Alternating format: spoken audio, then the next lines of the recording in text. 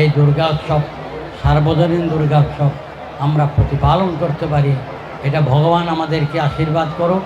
আমাদের চলার পথে যাতে ভালো পরিবেশ, ভালো দীক্ষা, ভালো শিক্ষা, কোয়ালিটি অফ এডুকেশন যাতে আমরা সকলকে দিতে পারি উপহার, এই আশা ব্যক্ত করে আপনাদের সকলের এই যে আমাকে এখানে এনেছেন, আমাদের উপদেষ্টা মহোদয় এখানে উপস্থিত হওয়ার কথা ছিল আজকের এই সন্ধ্যায়, কিন্তু দুঃখের বিষয় খাগড়াছড়ির অবস্থা আপনারা প্রায়ই জানেন, সকলেই জানেন।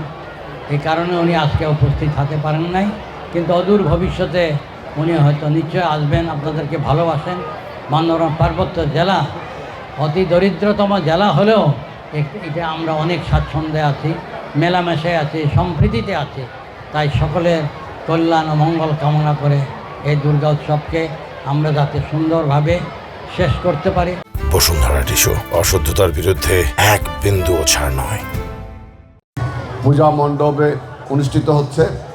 আমরা আমাদের পুলিশের পক্ষ থেকে আমরা এবার প্রয়োজনীয় ব্যবস্থা গ্রহণ করেছি, যথাযথ ব্যবস্থা গ্রহণ করেছি।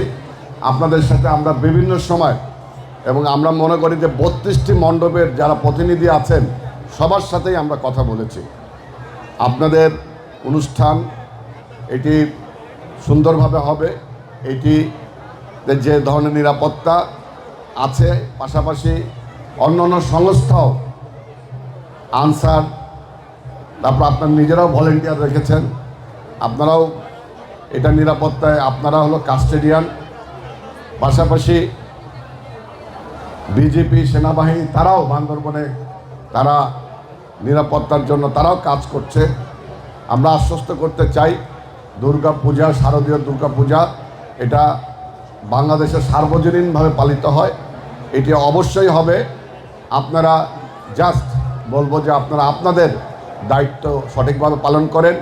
বাইরে এসেছি, আমাদের দুঃখ লাগতো যে আমরা মন্দিরে পুজো করতে পারছি না, আমাদের জনসংকুলন হচ্ছে না, সেজন্য আমাদের বাইরে করতে হচ্ছে। কিন্তু যখন আজ মন্দির থেকে বেরিয়ে এসেছি, মন্দির কিন্তু 13 জাতি যেতে পারছে না।